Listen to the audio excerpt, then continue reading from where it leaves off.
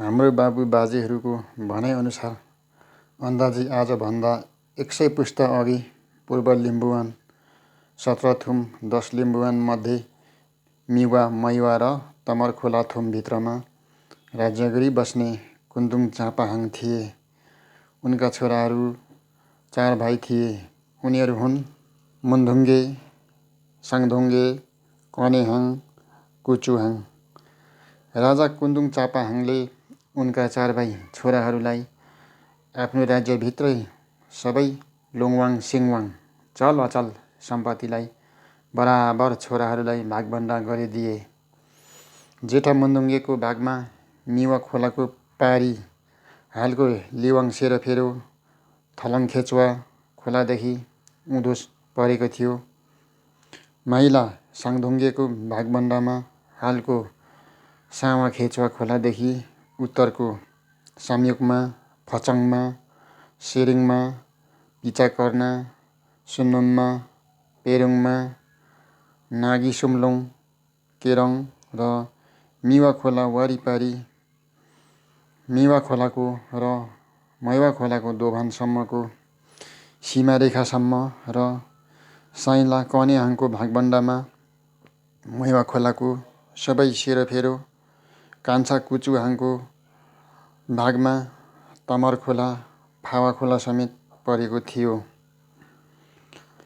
साङधुङ्गे हाङको यक राजधानी महासरेङमा थियो। साङधुङ्गेका सन्तानहरू 7 भाइ थिए।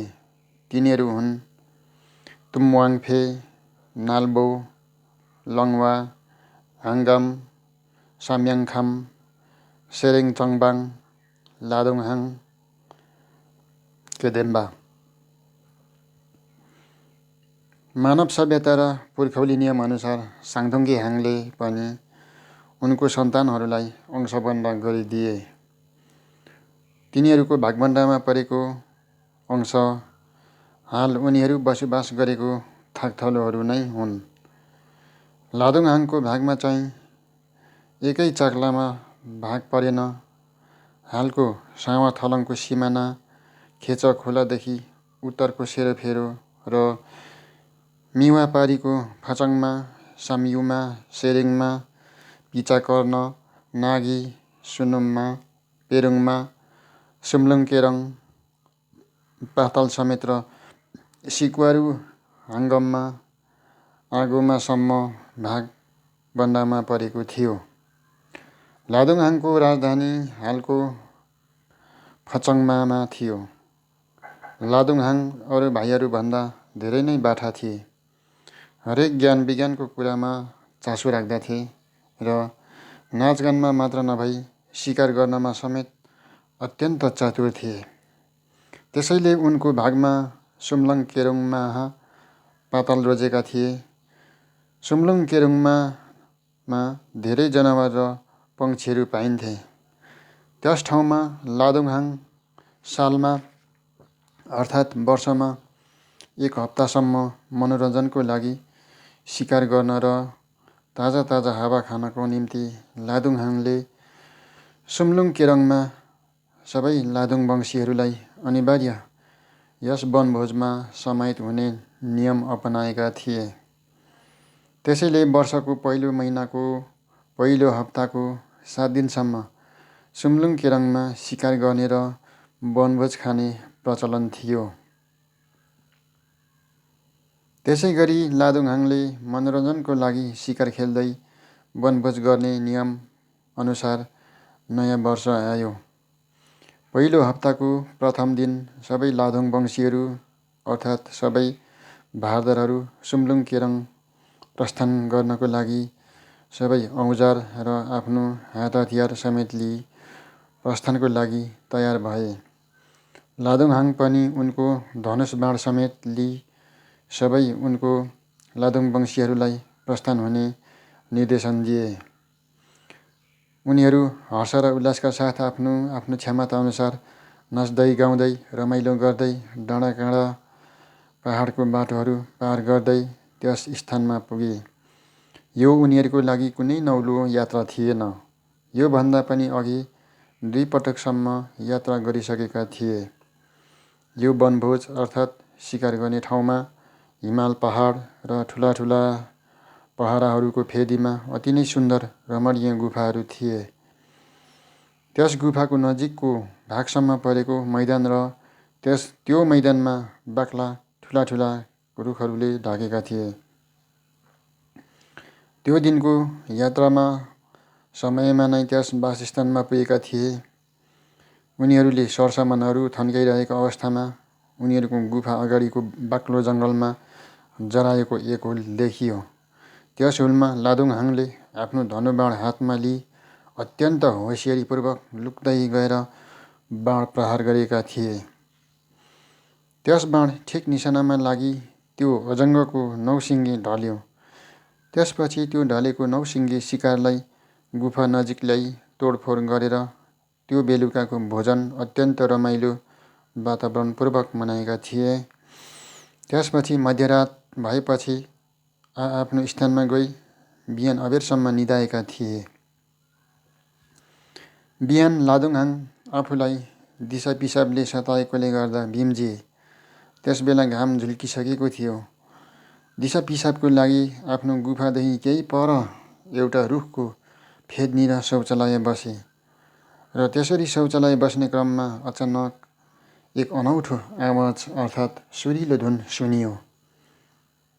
त्यो धुन थियो भुनुनुनु। उनले मन एकाग्र गरेर नियालेर सुनिरहे। फेरि निरन्तर त्यही धुन बजिरह्यो।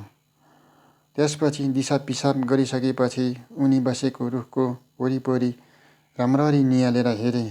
अन्त्यमा उनले पत्ता लगाए त्यो रुखको अन्दाजी 10-15 हातमाथि एउटा गोलो प्वालमा माहुरीहरू भित्र र बाहिर जाने आउने गर्दा पो यो धुन आउने रहेछ भन्ने पत्ता लगाए। त्यसपछि लादुङहाङले त्यसै रुखमा अडेस लिई उभिएर कल्पना गर्न थाले। यो रुख त अवश्य धुन्द्रो छ। यसलाई ढालेर 3-3 हातको टुक्रा पारेर हिजोको जराएको छालाले मोडेर बजाउँदा योभन्दा राम्रो धुन आउँछ होला भनेर लादुङहाङले कल्पनामा डुब्न थाले। त्यही समयमा उनको भाइ भारदारहरू पनि बिम्जिए। लादुङहाङका भाइ भारदारहरू बिम्जिएर आफ्नो राजाको वासस्थानतिर ध्यान आकर्षण गरे। तर त्यस स्थानमा राजा नभएको देखेपछि उनीहरू हत्तपत्त उठेर चारैतिर खोजतलासमा लागे। केही समयको खोजाइपछि गुफा वा वासस्थानभन्दा केही पर एउटा रुखमा अडेस लिएर उभिरहनु भएको उनीहरूले देखे। त्यसपछि भाइ भारदारहरूले महाराज किन यो रुखमा अडेस लागेर बसिरहनु भएको भनेर सोधे। राजाले उनीहरूलाई भने, माथितिर हेर त, त्यहाँ माउरीहरू त्यो गोलो प्वालभित्र जाने आउने गर्दा कति राम्रो धुन आउने रहेछ। अब हामीले यो धन्द्रे रुखलाई ढालेर यसलाई 3-3 हातको टुक्रा टुक्रा बनाएर हाम्रो गुफानिर लगेर यसलाई यो माउरीले निकालेको धुनभन्दा पनि राम्रो धुन भएको बाजा बनाउने छु भने र त्यो धन्द्रे रुख टुक्राहरू गुफामा ल्याई लादुङहाङले होसियारपूर्वक बनाउन सुरु गर्न थाले। प्रथम पटक धन्द्रे टुक्रालाई राम्रोसँग मृगको छालाले मोडिदिए। त्यसपछि माउरीको नक्कल गरी सासले फुफु गरी फुके, तर त्यसमा सफल भएनन्। त्यसपछि हातले बजाउँदा अलि आवाज आयो अनि उनलाई अझ झन राम्रो अनुभव भयो। त्यसपछि फेरि बनाए, अझ राम्रो भयो। झन उनलाई उत्साह जाग्यो। फेरि बनाए। अन्तमा उनले सफल प्राप्त गरी छाडे। 3 दिनसम्मको लगातार प्रयासले गर्दा उनी सफल भए। लादुङहाङको कल्पना सफल भएपछि यो सुम्लुङ केरङ वनभोजको यात्रामा बनाएको च्याब्रुङको नाम के भनेर रहन गयो। किनभने सुम्लुङ केरङमा आविष्कार गरेकोले गर्दा के नाम भएको भन्ने बुझिन्छ। त्यसपछि लादुङहाङ 4 दिनसम्म लगातार च्याब्रुङ बाजा बजाउँदै हर्षोल्लासका साथ नाच्नुभयो। लादुङहाङ प्रत्येक पशुपक्षीहरूको नाचको नक्कल गर्नमा अति नै सिपालु थिए। त्यसैको सहारामा 4 दिनसम्म नाचिरहे। अरू भाइ भारदारहरू शिकारमा आउने जाने गर्दथे। उहाँ पनि उनीहरूसँग सामेल भएर शिकार गर्न पनि जाने गर्दथे। हप्ताको अन्तिम 7औं दिन सबैजना भेला भई शिकार गरी अत्यन्त हर्ष उल्लासमय वातावरणका साथ भोज गरी यसै के भन्ने च्याब्रुङ बजाउँदै नाचगान गर्दै 1 हप्ताको रमाइलो वनभोजको अन्त गर्दै 8औं दिन राजधानीतिर फर्कने यात्रा आरम्भ गरे।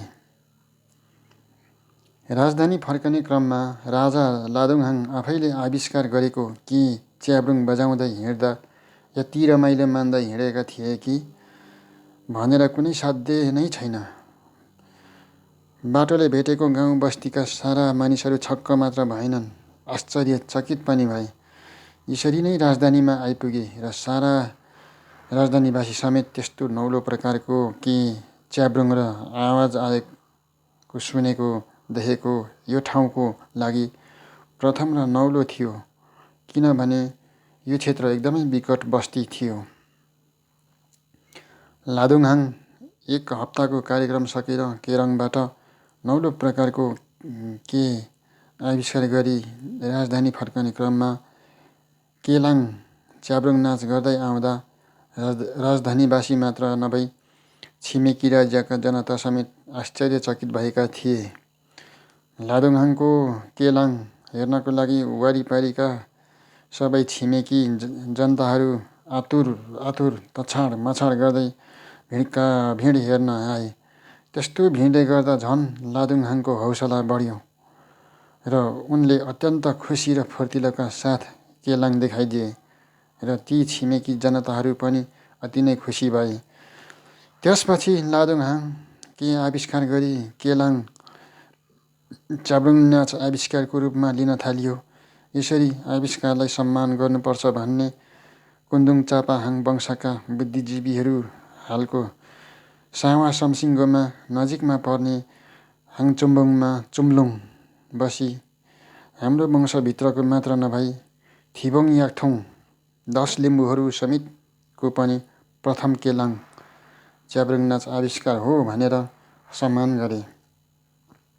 यस विषयमा 17 थुम 10 लिम्बूहरूलाई प्रत्येक थुमको 5-5 जना प्रतिनिधिहरू मासरेङ याकमा चुम्लुङको लागि बोलाउने निर्णय गरियो। त्यसपछि 17 थुम 10 लिम्बूहरूको प्रतिनिधिहरू जम्मा 85 जना मासरेङ याकमा भेला भए। यस प्रतिनिधिहरूले लादुङहाङले आविष्कार गरेको के च्याब्रुङ र केलाङ च्याब्रुङ नाच समेत लादुङहाङले अति फुर्ती र अत्यन्त संवेदनशील भएर हरेक पशु पक्षीहरूको नाच नक्कल गरेर नाचेर देखाइदिनु भयो। सबै प्रतिनिधिहरूले सोचेको भन्दा धेरै उत्तम भएको पाएपछि उनीहरू धेरैभन्दा धेरै खुसी मात्र नभई आनन्द र विश्वासका साथ निम्न प्रस्ताव पनि राखे। लादुङहाङले के र केलाङ आविष्कार गरेकोले आजदेखि लादुङहाङ नामबाट केदेम्बा नामले सम्मानित गरेर बोलाउने सर्वसम्मतले पारित भयो। यो केलाङ च्याब्रुङ नाच अत्यन्त शुभ कार्य र शुभ संस्कार, संस्कृति, पूजा, विवाह, घरबास लिँदा र अरू खुसियाली कार्यक्रममा समेत केलाङ गरेर आरम्भ र समापन गर्न सकिन्छ भन्दै मासरेङ याक चुम्लुङ समापन भएको घोषणा भयो। यही के र केलाङबाट आज आएर च्याब्रुङ र च्याब्रुङ नाच स्थापित भएको हो। यसरी लादुङहाङले के र केलाङ आविष्कारबाट गरेको सम्मान अथवा पदबाट नै केदेम्बा रहन गयो।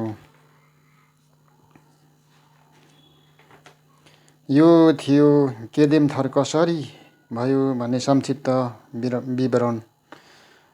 यसका चाहिँ लेखक हुनुहुन्छ प्रेमबहादुर केदेम लिम्बू। उहाँको ठेगाना रहेको छ कबिरटोल भोटेपुल धरान 8। उहाँको फोन नम्बर रहेको छ 025 520 578।